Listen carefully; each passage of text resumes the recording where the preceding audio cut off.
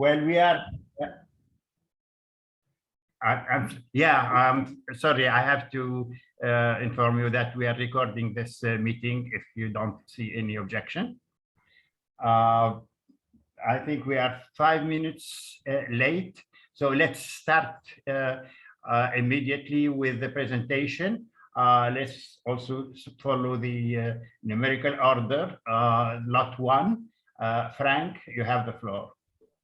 So you have 15 minutes presentation, followed by 5 minutes Q&A. Yes, thanks, Mohammed. You will see the screen, sorry. You can all see the screen? Yeah. Yes. Perfect. Okay. Good afternoon. Good morning, everyone.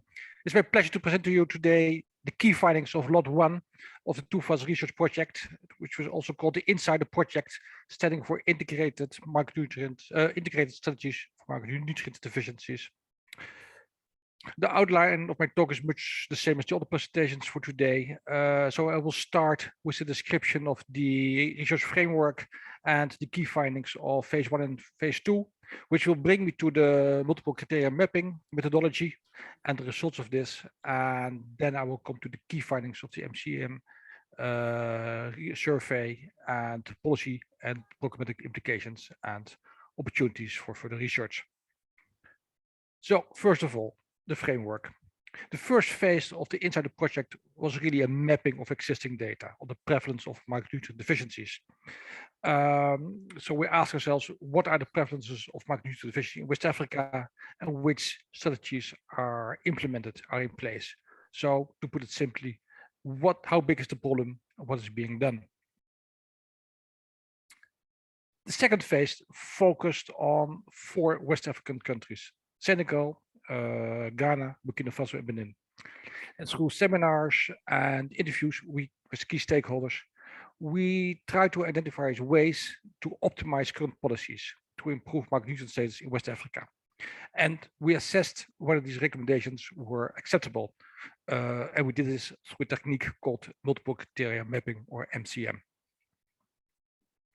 And finally, in the third phase, we will report back to the key stakeholders in the 4 West African countries, but also to a global audience, of course, through the webinars and through the publication of scientific papers on the Insider project.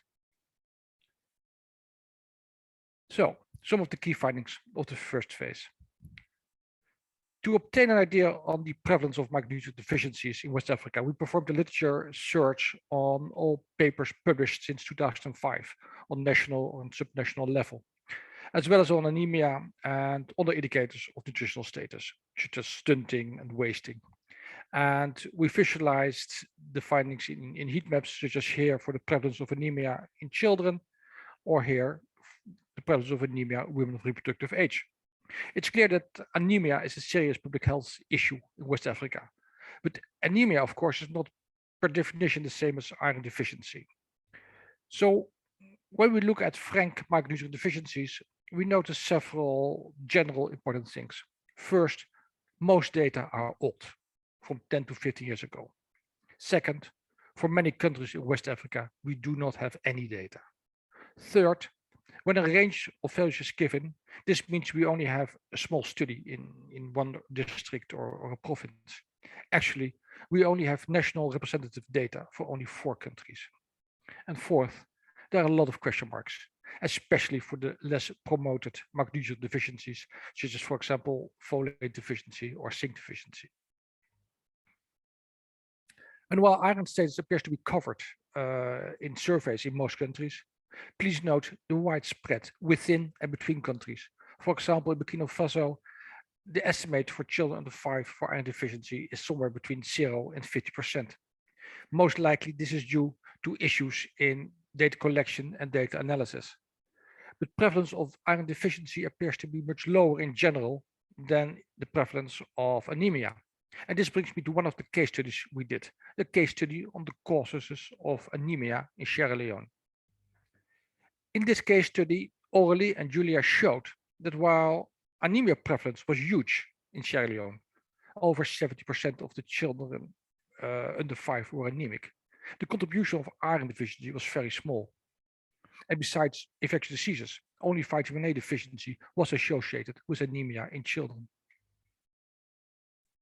And for the few countries for which we have data, these data indicate that zinc deficiency and folate deficiency are major public health issues, which much less attention is given to these deficiencies than to, for example, iron or vitamin A deficiency. The next question we ask is which interventions are in place in the 4 target countries in West Africa, and how much can they contribute to the overall intake of micronutrients? So we have been mapping interventions over time in, for example, as shown here in Benin and in Ghana for supplementation and fortification. And starting with a basic diet in the rural and urban areas for children under 5 and for women of reproductive age, we calculated how much each intervention contributed to intake of micronutrients, and also whether there was a risk of overconsumption. Don't try to read the numbers here, but a gray area means that at least the standard, either the estimated average requirement or the recommended nutrient intake has been reached, or the lowest line, whether the upper limit has been reached. What this table shows you is, first of all, that the basic diet does not meet the requirements for almost all micronutrients, except perhaps for zinc intake in urban areas. And second, the more interventions are combined, the more requirements are met. There's little or no evidence for excess intakes. The only potential excess of intake we found was for vitamin A in Benin in rural areas. And this was because we added palm oil as an intervention, which is very high in pro-vitamin A carotenoids. And this brings me to the second phase of the project, namely what can be improved. During workshops with key stakeholders in the 4 West African countries, we presented the results of phase 1, and together we developed sets of policy recommendations, all which could contribute to improved micronutrient status in children under 5 and women of reproductive age. But while each country had its own specific recommendation, in global lines, the recommendation covers the following areas: national coordination, promotion of dietary diversification, developing and supporting of food fortification, quality control of fortified foods, support for community actions, multiple micronutrient supplements or targeted supplementation, and integrated actions, that is, combining WASH, nutrition, and mother and child health interventions, for example, and the collection of more data through micronutrient surveys. I've put this into brackets because this intervention in itself will not improve micronutrient status. And then, as a next step, we took those country-specific recommendations to a wide range of key stakeholders, ranging from policymakers to academics to consumers to NGOs. And in each country, we aim to interview 10 to 25 stakeholders. And each stakeholder had to weigh each recommendation based on a set of criteria. These 5 criteria were acceptability of an intervention, political commitment, resources available, stakeholder commitment, and sustainability. And before the interview, the participant had to tell how important he or she thought these 5 criteria were. So he had also to weigh the criteria. So for all 4 countries combined, the most important criteria were resources, political commitment, and sustainability to evaluate the recommendations we had put forward. There are, of course, small differences between the countries. Just to give you an example of Ghana. The 3 figures here show international NGOs, local NGOs, and governments. And each color gives you a different type of intervention. For example, gray is dietary diversification and red is micronutrient supplementation. And what you can see is that there is very little consensus among the different stakeholders. For example, international NGOs prefer food diversification, whereas local NGOs prefer targeted supplementation. And for example, dietary diversification received very mixed responses from the different stakeholders. But to give you overall outcomes of the MCM survey for the 4 countries, where we combined the scoring of all the different stakeholders in one country, in Burkina Faso, Burkina Faso favored fortification, whereas supplementation was prioritized in Ghana. Ghana and Benin wanted to have scientific evidence on the impact of interventions, well, all the countries said more data should be collected, but they were afraid of the cost, the resources, logistics, and the capability to perform a market research survey. So to conclude, we have shown that micronutrient deficiencies are highly prevalent in West Africa, easily affecting over 50% of the children under 5 and women of reproductive age. But there's always a but. But data are scarce and old, and iron and vitamin deficiency appear to be less prevalent than, for example, zinc or folate deficiency, while programs are mainly targeting iron and vitamin and iodine. And anemia appears to be a poor indicator of iron status in West Africa, being more related to infection than to and vitamin deficiency than it is related to iron status. A wide range of strategies are in place in West Africa to fight micronutrient deficiencies, including food fortification, including targeted supplementation. Targeted diets are not sufficient to meet the requirements of vitamins and minerals, but a combination of strategies can cover most micronutrient needs. And there is little evidence for risk of overconsumption with the proposed recommendations. And finally, while several strategies have been formulated and proposed to the key stakeholders to optimize strategies, there appears to be little consensus among stakeholders what should be prioritized. And this brings me to the policy and programmatic implementations, as well as to the dissemination of results. We have identified 4 main policy implications. First, there is a lack of reliable data on micronutrient status in West Africa. For this, regular national representative micronutrient surveys are needed, for example, every 5 years. Of course, this requires resources, this requires capacity building. But I think there's a lot of opportunities, for example, the 5-yearly DHS surveys, which could reduce cost tremendously. Second, targeting of programs. Today, most programs target iron, iodine, and vitamin deficiency, while these deficiencies appear to be less prevalent than, for example, folate or zinc deficiency.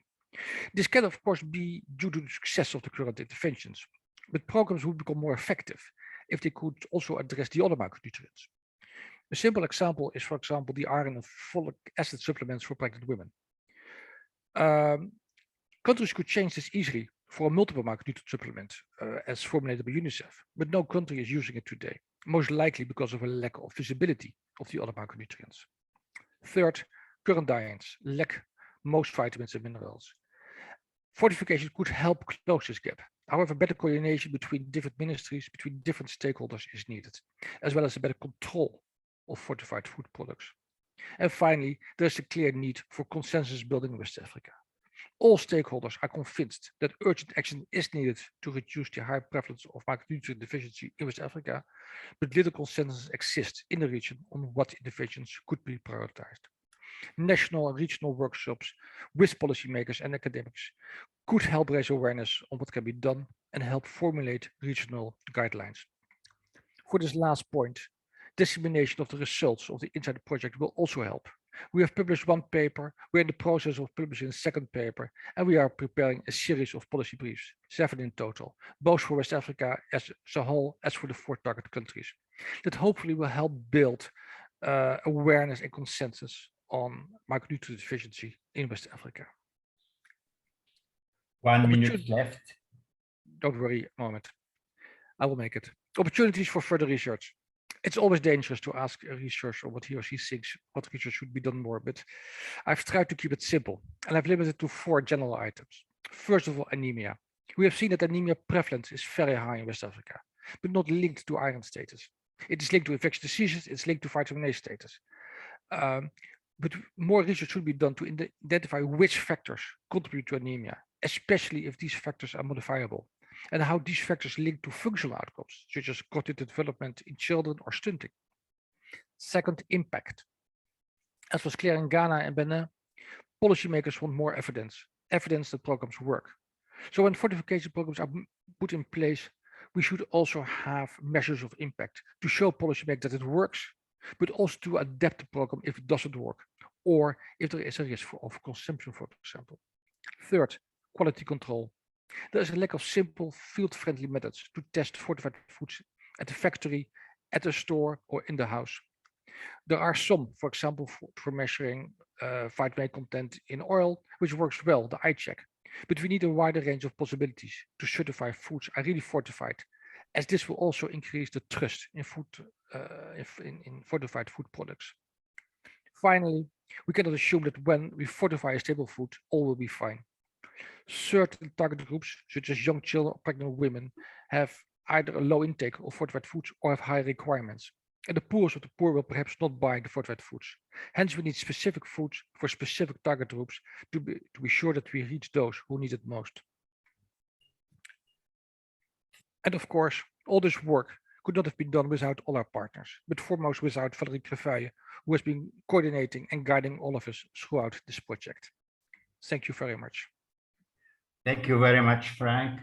Just 1 minute over your time. So we have 5 minutes for Q&A.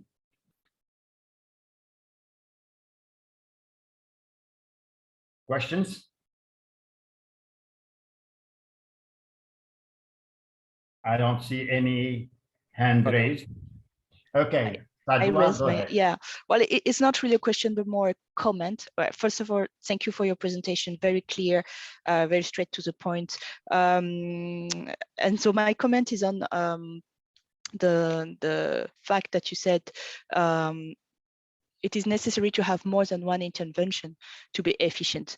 And I think this is really in line with our approach at the European Commission. We have, as you know, a holistic approach on nutrition.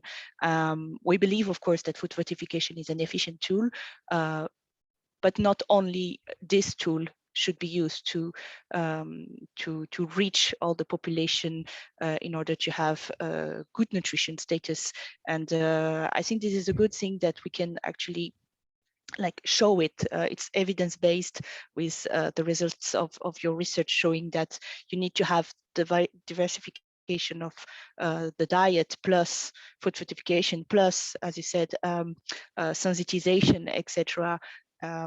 So voila, that's just what I wanted to say. It's just a confirmation of yeah, that the approach we have is actually correct, and that's good to have the evidence on that.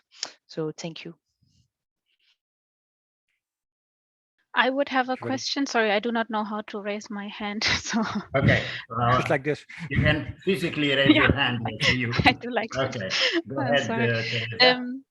Yeah, my question is on these different priority areas. So I would think that legislation, coordination, quality control is very important, but it seemed that it was rated with a rather low priority for many countries. And I was just wondering why. Could it be that it's perceived as being too complicated to implement, that the capacities for that are not, let's say, existing in the countries? Exactly. It's partly that they have maybe 5-6 people to control the whole country.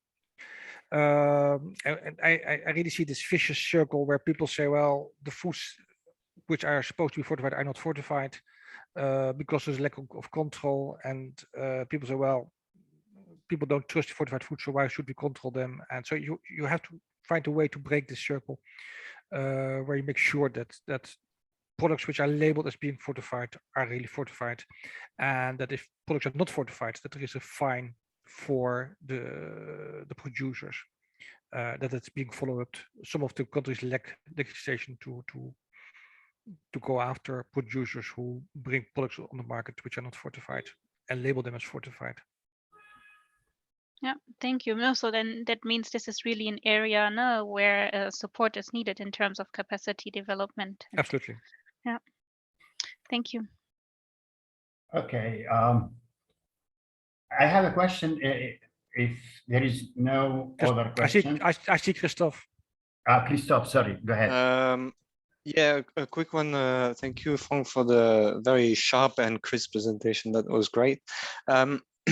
I hear that some micronutrients are left behind in a way. And one of the things that you, so perhaps just to pick up on what was said just before. So is it a case, do we need more foods to be fortified with more micronutrients, I think you inclined to say that actually we need those foods that are currently fortified to be adequately fortified.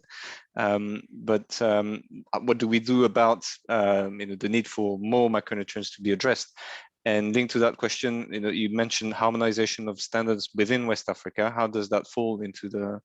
Is it harmonization? Because I mean, if I take the example of flour, I think it's only iron and folic acid. Make it brief, Christoph, please. Yeah. So, do we need more foods with more micronutrients, and what kind of harmonization do we need? We need to be smarter, I think, because well, we're fortifying wheat flour, but wheat flour is not really used in a lot of countries. So we're fortifying maybe the wrong food vehicle. A lot of the key stakeholders said that they would like to have regional coordination. So I think that there's also a role for the European Union to play, where we can bring together the different actors in West Africa and come up with regional recommendations. At the moment, we see that levels, fortification levels differ between, for example, Benin and Ghana. And we need to find ways to bring folate. I mean, I'm really worried about folate deficiency. If 60-70% of the women are folate deficient, we have a problem. How can we bring this to the women before they become pregnant? So giving supplements during pregnancy is you're too late. Thank you, Frank. I will keep my question to the workshop just to keep on time. So we now go to lot 2. I see. Sorry, I see Paolo raised his hand. Okay, Paolo, make it in 1 minute, less than 1 minute between question and answer. Go ahead. Yes, thank you. Less than 1 minute. You mentioned traditional diets. Did you look at the differences in micronutrients level and compare this with the diet compositions in different countries? Yes. And within countries differences? Thank you. Well, we try to add micronutrient-rich foods to the diets. Whether we could increase intake by adding certain foods which are high in micronutrient content. Yeah, you can refer him to the publication, which is well explained. Thank you very much. I'm sorry to cut you a little bit abruptly. So Ben, you have the floor. Thank you. Let me struggle with the technology first and make sure I've got the right thing. Rashmi can help you with the... No, it's okay. It's just using Teams all the time. I am not as quick with Zoom. Can you now see my presentation? Yeah, we can. Okay, very good. Right, morning everybody. This is the presentation from lot 2. My name is Ben Bennett. Here's the outline. It's pretty much the same as Frank, so I'll just move on as we have limited time and quite a lot to say. So in terms of the aims of this particular lot, we aim to identify sustainable, effective business models, particularly for small scale producers. So the key words here are business models. I'm a social scientist, I'm an economist, so I don't come from a nutrition background. I'm interested in how businesses work. Our second aim was to identify the primary drivers and bottlenecks for public and private sector commitment to food fortification. So the three, for better or worse, the three areas that we were allowed to, we needed to look at were cereal and flour fortification, fortified complementary foods, and nutrition enriched crops. So we've taken a broad stance on all of these. We've gone wider than cereal flour fortification. We've included examples of a broad range of complementary foods, and we'll come back to that later. So a few words about the method to unpack to address these objectives. We did this in 2 phases. We had a literature review with a meta-analysis. We did a really quite large global survey of key experts, and we backed this up with in-depth telephone interviews in the first phase. And then we had a formative phase with a number of quite large and quite deep individual case studies, which were then synthesized, and we're now working on the final narrative report. So how strong was this evidence? Well, it's quite a challenging and broad subject area, and it covered a lot of countries and a lot of different methods of fortification. So the meta-analysis was very wide, but perhaps its weakness was that it didn't include certain languages. I think we can safely assume that what we found in this many texts in English was probably also the case in French and Spanish and other languages. The online survey had 103 respondents. That's pretty good. Rate of return, 9 in-depth interviews and 12 case studies. We've also, as part of this, but I won't report on it today, been trying to develop some hypotheses around a typology of different business models for food fortification, which has proved quite a difficult thing to do. And we have a separate exercise going on political economy by using statistical analysis of our case studies. So, working through these methods that we applied one by one. First of all, the meta-analysis. I think it's important to understand that understanding business models, and by business I mean something that's viable, that's survived, that's sustainable. The literature is very patchy. There is not very much out there in this field, and that tells its own story about who dominates the literature.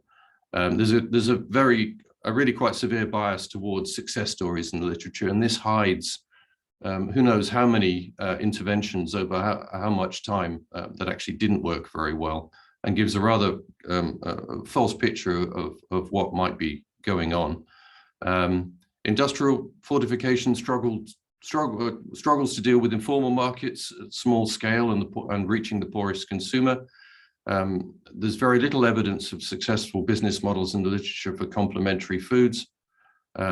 And we found that the role of political engagement in food fortification is, broadly speaking, much talked about, but generally a gap in knowledge. So out of this meta-analysis, we built a set of research questions, this diagram describes the kind of key parameters that we were trying to look at when we went into the survey, when we tried to choose our case studies. And the kind of landscape of viability that surrounds fortification initiatives. Sorry, this is a bit wordy. I'm sorry if it's a bit small. A few highlights of findings from the meta-analysis and the key informant survey. It's easier to work with small number of larger businesses and a large number of smaller ones. And therefore, in order to achieve wider societal benefits, supporters of food fortification should not be afraid to adopt a start-at-scale approach. Where scale is achieved by large numbers of small businesses and also by a small number of large businesses, then coordination and partnerships clearly crucial. Also, texts point to the greatest success of projects where fortification is mandatory, and there is a huge debate about this. Mandatory fortification, adequate monitoring and regulation is repeated over and over in the text. Projects dependent on a high level of tradables, and by that I mean things that cross borders, are more prone to failure. So domestic technologies, domestic ingredients are preferable if you have those problems. The balance of public and private sector engagement is important, but it's not always essential. So there's good examples where industries have come together and worked completely without any coordination with the public sector in some countries. So it isn't always essential, but it is preferable. Mature businesses are more likely to implement a business model because they are experienced and have much of their capital investment already sunk. And then intervention length, well, it's a trope in development that we always talk about not having enough time, but getting a business to a point of viability always takes longer than you think.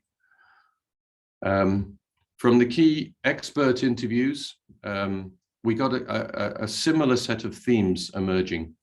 Most experts that agreed that starting at artisanal or SME level is not always successful. So that supports the start at scale approach. Experts favor mandatory fortification, not that surprising. In terms of the relationship between government, donor and private models, experts come back to this issue of the engagement of the private sector every time. You can have government and donor successful engagement without a private sector involvement. It often fails. Technology choice. Many donors were concerned about donors that were attracted by silver bullets, and that access to key technology can crowd out the competition. And we had some, we touched upon this in the case studies. Marketing support. All experts consider failure to address consumer attitudes a common cause of failure of all types of fortifications, not just nutrient enriched. Compliance. Very few experts support voluntary standards for fortified food, but all wanted to prevent freeloading, which Frank was mentioning before. And preventing freeloading requires legislation and infrastructure and people on the ground who are prepared to go and arrest folk for doing the wrong thing. Trade, we mentioned before, issues of import duties and tax policies seem to be all pervasive whoever we talk to. In terms of viability and sustainability, experts had few examples of fully sustainable food fortification business models. And maybe we should ask ourselves whether viability should even be a consideration in some cases. But you know, we can come back and debate that. An issue not often mentioned, but coming out of these interviews very frequently is the cost of doing business. So energy, for example, if you don't have access to energy, how can you set up a factory to do X and Y?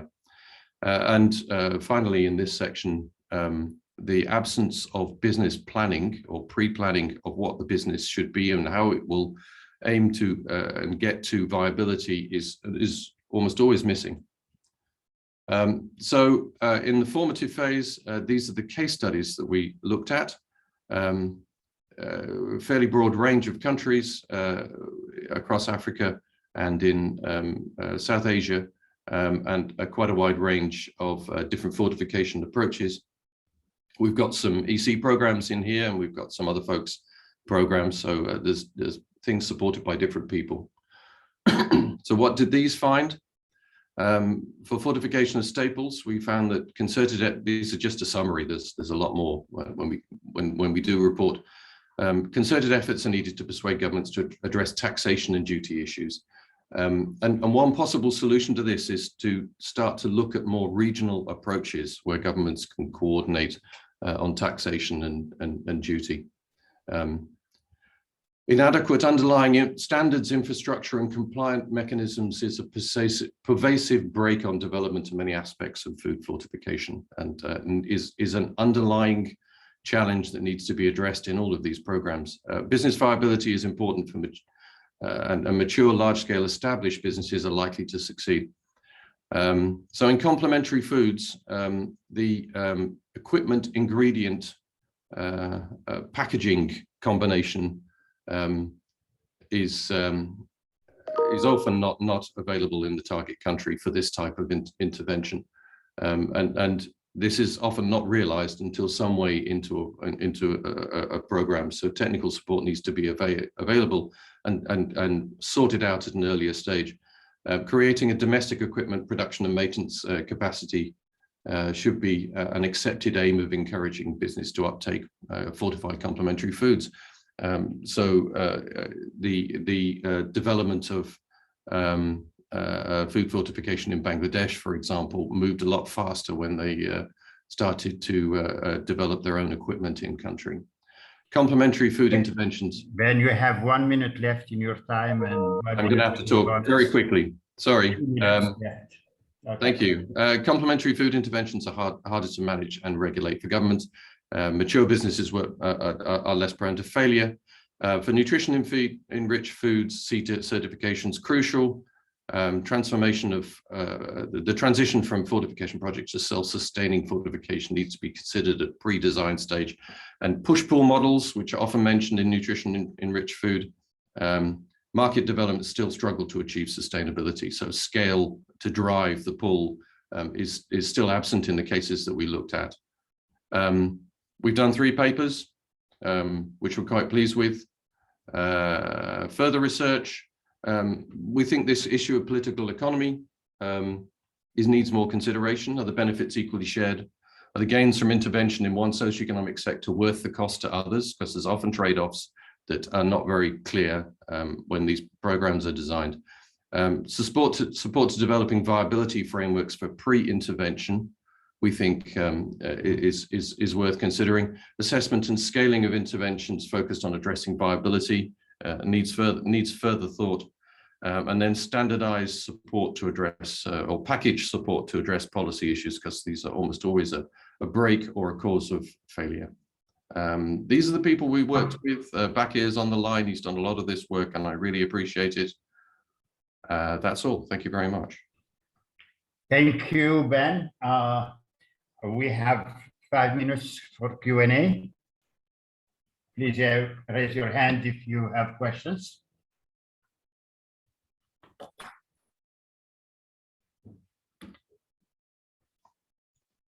No hands? Yes, me. Yes, Fadwa? Yeah, again, so it's not really a question, rather a comment regarding the fact that, so one of your finding is that it is actually easier to work with larger businesses and small ones and try to support them so that we could have a real impact on the population and at least reach or like make fortified food more available. But then the issue that we have here at the, I mean, I would speak about the commission, we have this willingness to work with small businesses to support small producers. So it's in contradiction with our willingness to also reach as many people as possible with this nutritious food. So yeah, I mean, I don't really have a question here, but then is there a way, yeah, that's a question actually, is there a way to have like a kind of compromises between trying to still support small businesses and making sure that they scale up? Because I think you actually mentioned something about, yeah, starting at scale. But is there a way to support the small businesses to become like? I think, Fadwa, your point is very clear. Let's hear Ben. Yes. I think it's an interesting contradiction in this field that you know, people want startups, people want to see small enterprise starting, but when we look at the case studies, particularly in environments where it's very hard to do business, so Chad, for example, Niger, it's extremely hard to start small food businesses in these types of environments. No electricity, no support services, very limited infrastructure. Expecting small businesses to survive on what we already know is, you know, well, often they don't have business models, but actually making a complementary food product and selling it is already starting with a very small market, and that market tends to be donor driven anyway.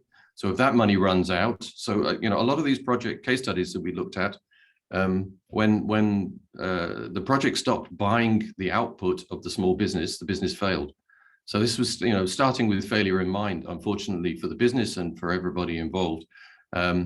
I think you have to focus. If your aim is food fortification, you know, it's great if we can do this through small enterprises. And there are good examples. Tanzania with Sanku and its fortification of maize is a good example of maize millers, small-scale maize millers. If there's a technological solution that can sit alongside a viable business, then grab it. But if your aim is fortification, then go for viability, go for scale. I would say one of the measures you should think about is business maturity. If a business has lasted a long time, it's much more likely to continue to survive your intervention. Yeah, I think, I'm sorry, I want to add a note of optimism here.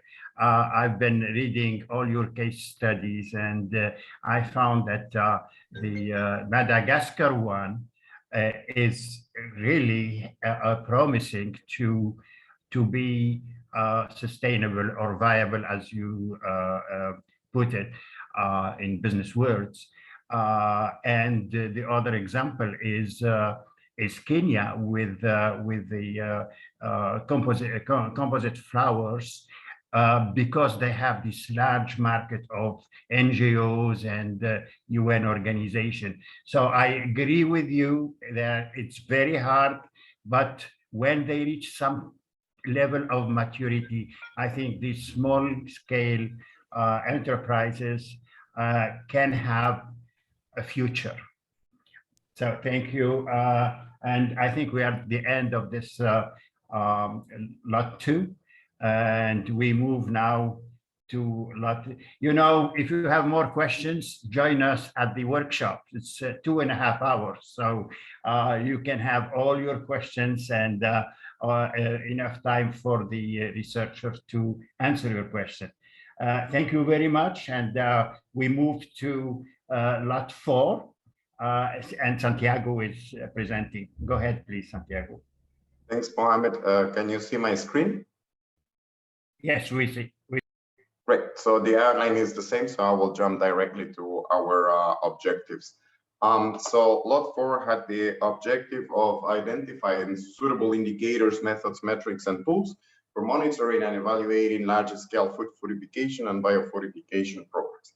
And then our specific objectives were to make first an overview of what is being used for monitoring and evaluating these programs, and then come up with specific recommendations for a shorter set of indicators that could be used, that could basically inform on achievement of main results along the implementation cycle of these programs. And we also focus on describing the strengths and weaknesses of our currently used indicators, methods, metrics, and tools for particularly for effective coverage and consumption.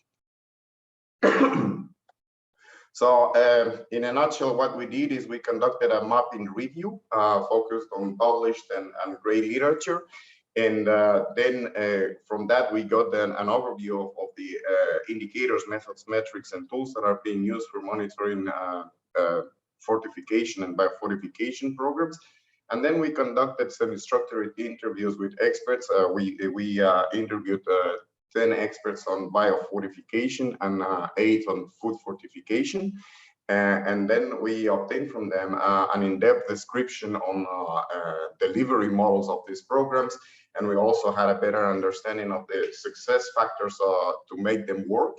And we also collected additional information on methods and tools for monitoring and evaluating these programs, particularly on coverage and consumption.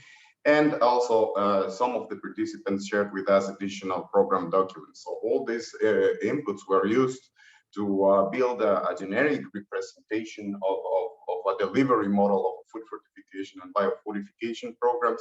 And we use these delivery models to obtain a set of key indicators that focused on measuring the results along the implementation cycle.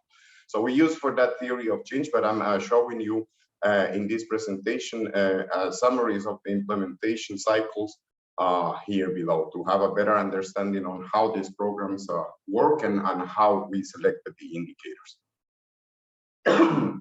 So first, this is a representation for biofortification programs. The first step is that there's like a scientific assessment of our proof of concept on how these programs would work, and specifically we want to see if they are needed first, and then if they are feasible to implement. And when from these initial experiences, then policy can be derived, right?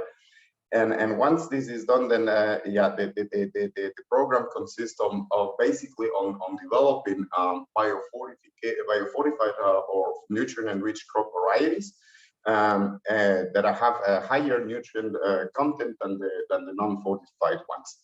And once they are developed, then the program introduced these varieties to farmers. and they receive guidance and promote their adoption of the products of the biofortified planting material. And then the farmers produce the crops and utilize them in different ways. Some of them can sell them, and some of them allocate them for consumption in the farm household itself.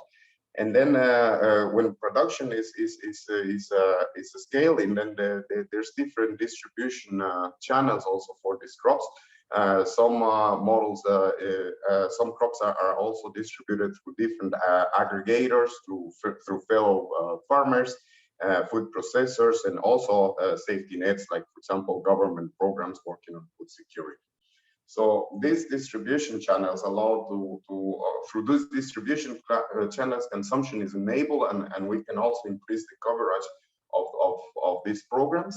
And then when we have sufficient coverage and evidence on coverage, we can also conduct an impact evaluation to see what is the micronutrient intake and diet quality at the population level. If the program is contributing to increase the micronutrient intake, and in the end, if we can also contribute to reduce micronutrient intake inadequacy at the population level.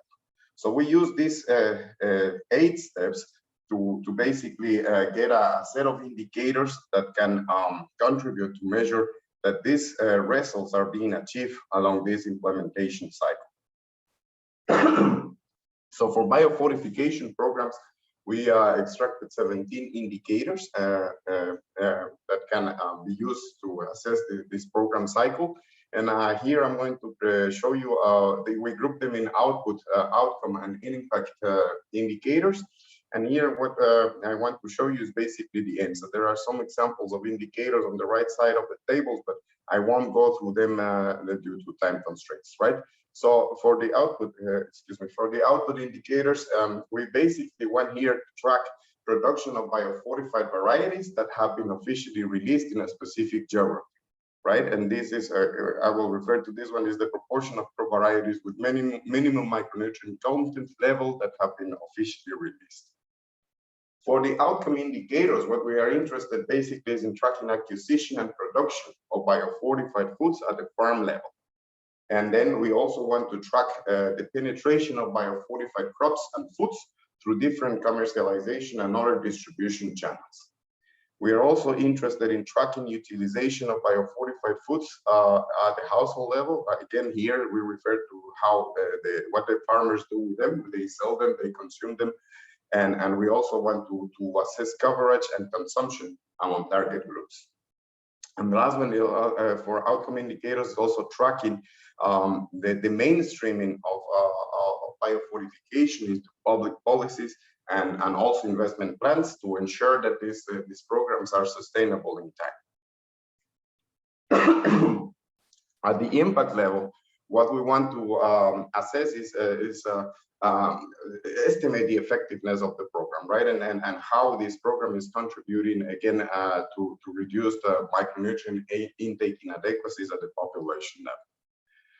So we developed the same approach for larger scale food fortification programs.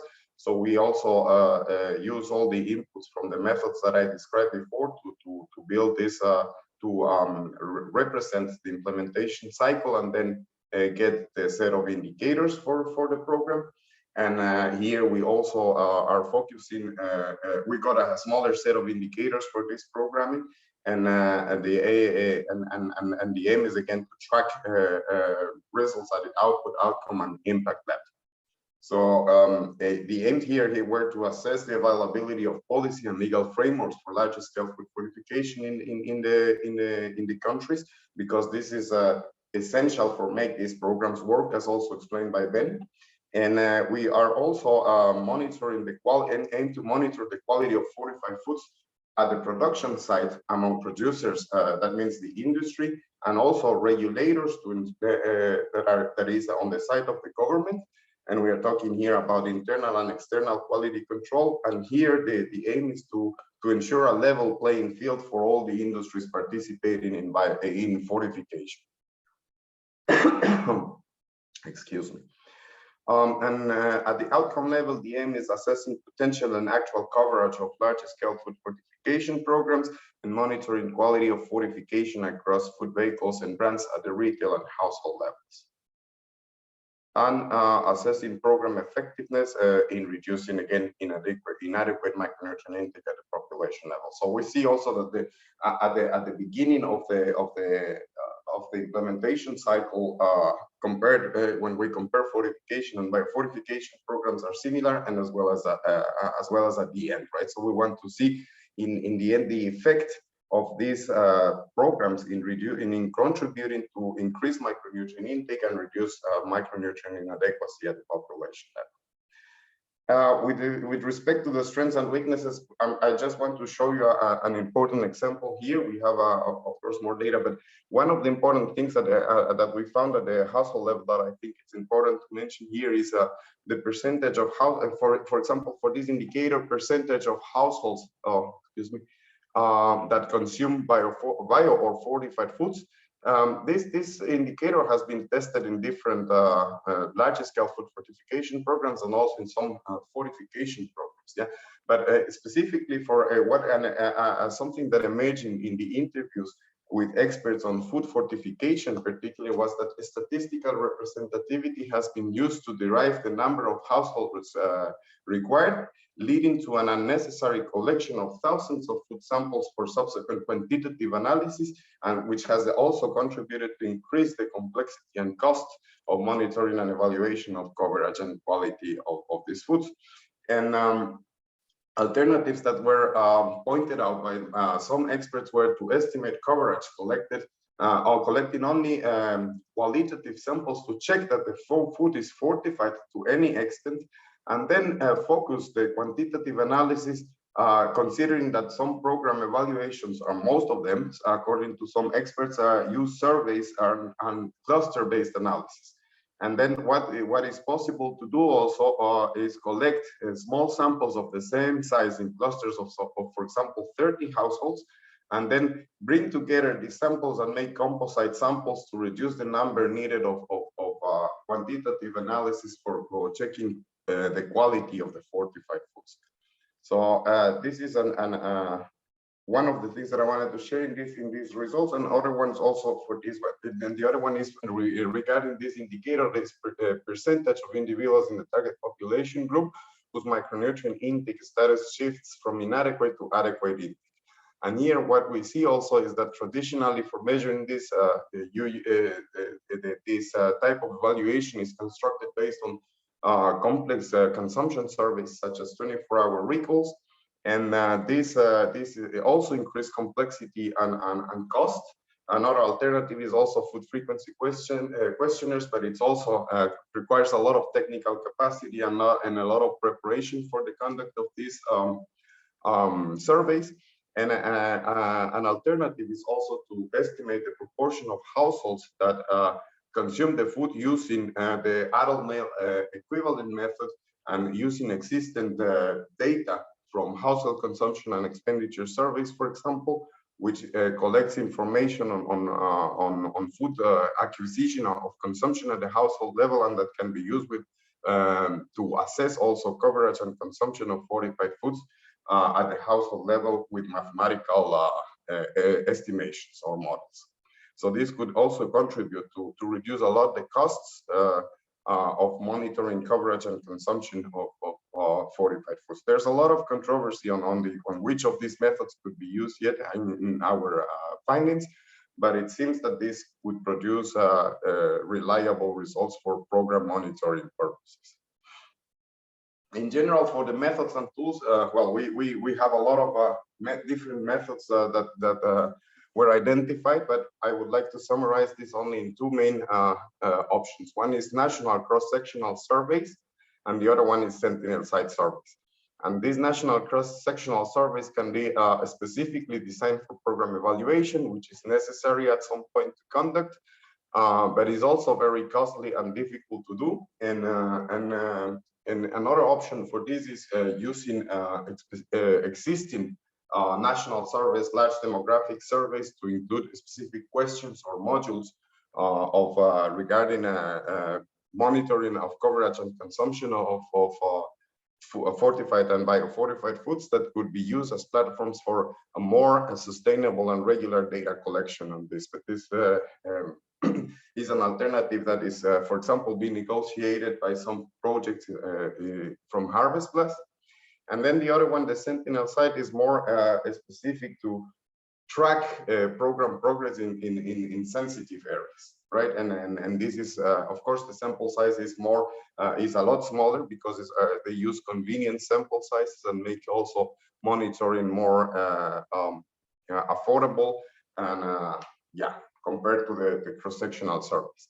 And then tools, there basically there was a lot of discussion between participants on whether we could use traditional paper-based tools or automated tools, mobile tablet-based, and there's a lot of progress on that, and there's a lot of countries that are starting to use, with the support of international cooperation agencies, more automated tools. But in some countries, yeah, it's in the third phase of the formative research that we are conducting now, it's emerging that some people prefer to use traditional paper-based tools due to safety reasons also, and they are sometimes afraid. Diego, you have 1 minute left in your time and 1 minute bonus. Yep. So these are basically what. We have 6 action lines to enforce monitoring and evaluation of fortification and biofortification programs. And one is we think that it's important, and based on the findings of the interviews, advocacy for positioning monitoring and evaluation programs as high priority in government agendas is essential for a position in monitoring and evaluation at the government level. And then it's also important to integrate monitoring and evaluation of biofortification programs and larger scale fortification in public policies, and include them also in investment plans of governments and also cooperation agencies. And then foster use of harmonized, simple, cost-effective and sustainable M&E systems, focusing on measurement of key results along the fortification program implementation cycles. And specifically for LSFF, it's important to focus on monitoring of M&E on fortified foods produced by large, formal and centralized factories, and develop or strengthen a reliable, efficient and no-cost enforcement system to ensure level playing field for participating industries. And we propose also 2 main programmatic actions, and this is build local capacities for implementing cost-effective M&E systems for monitoring and evaluation of these programs. And these are, of course, this cooperation is context specific and can be capacity or building or strengthening for design and launching Sentinel site M&E systems, or provide technical support for integrating modules to assess coverage and consumption in large surveys, demographic surveys, and develop also strength laboratory capacity is very important, and harmonization of protocols for M&E across programs. And then strengthening capacities for data collection, processing, analysis, and reporting of M&E data, including food laboratory practices and equipment for food sample analysis. I will jump to the next. For future research, we think it's important to conduct formative research to assess the barriers and enables for adopting the proposed set of indicators here, and also testing how these indicators, methods, metrics, and tools work in cross-sectional surveys in ongoing programs in different countries. Thank you. Thank you very much, Santiago. We have 5 minutes for Q&A. So if we can.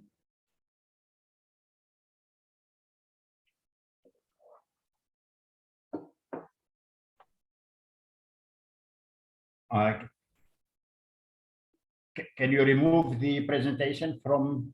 Yeah. Thank you. Okay. Any question?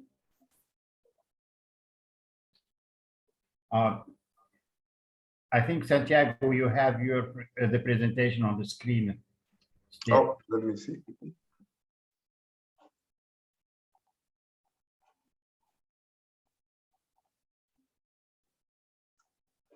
I stopped sharing, but it's still there, I think. Oh. Yes, it's still there. Well, Did it work? okay, good. Any hand raised for questions? I don't see any hands. I do not have a question, but a comment. Yes, please. It's me again who has the problem with raising her hands.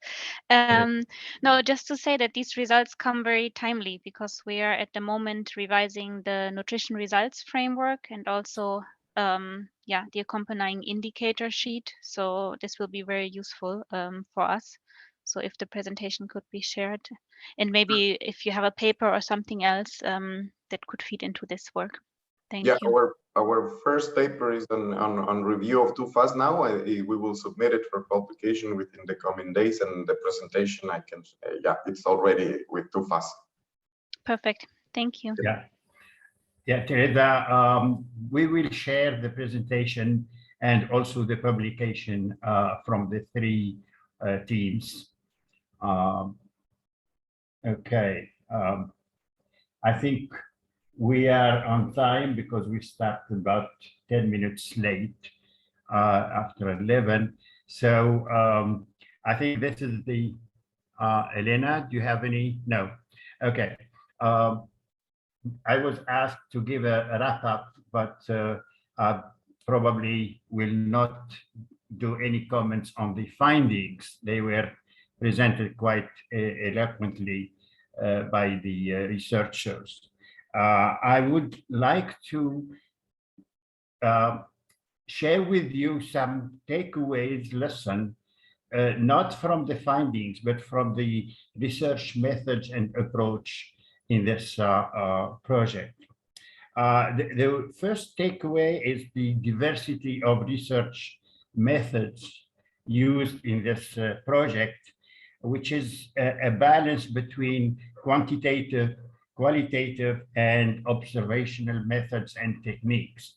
All three lots have used the systematic review, the literature review using the international data platforms and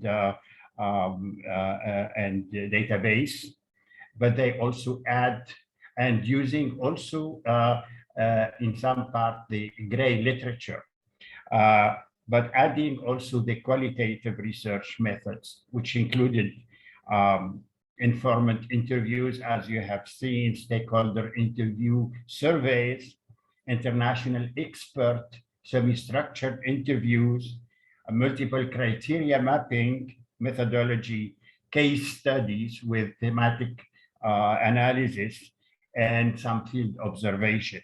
So this research had really been quite remarkable in using different research methods and triangulate between these different methods. The second takeaway is the diversity of knowledge generation and dissemination. As a university and research groups, of course, we expect to have publication in peer-reviewed journal, which has been done with one team with 2 papers, one team with 3 papers, and the other team is having a publication and a review and a second publication in the pipeline. But we have also encouraged this research team to speak to other audience, to other targets, the policymaker, the program manager, and they have developed what they call policy briefs, research briefs, and program implication briefs, which is have been reviewed and will be made available in different platforms. The other takeaway, I'm not going to just take another minute, is introducing innovative topics beside the traditional research priorities. Take, for example, lot one. Beside the problems assessment and characterization of the problem and the analysis of the intervention, the innovative topic was what is the extent of the risk of overconsumption and overload for specific micronutrients when you mix all these intervention. The lot two also had a quite important innovative topic, which is the political economy of food fortification. As a nutritionist, we are not really familiar with this. We are looking at sustainability, at coverage, impact, etc. But the business aspect and the political economy aspect of it is new for us. So this is also an innovative topic that was introduced through this research project. And for lot four, I think we are very familiar with indicators, methods, and metrics for large-scale food fortification. But for biofortification, nutrient-enriched crops fortification programs, it's new for us, and is mostly at the experimental stage. So they introduced this evidence and theory-based indicators for monitoring and evaluation of this kind of program. And the last takeaway is the needs and priorities for future research. And I think each research lab has made a list of very interesting research topics. And I stop here, and I will leave the floor to Fadwa and Elena, I think, to close this important meeting. Thank you very much. Thank you, Mohammed. I will just say thank you to each of the teams of research for their presentation. Very clear.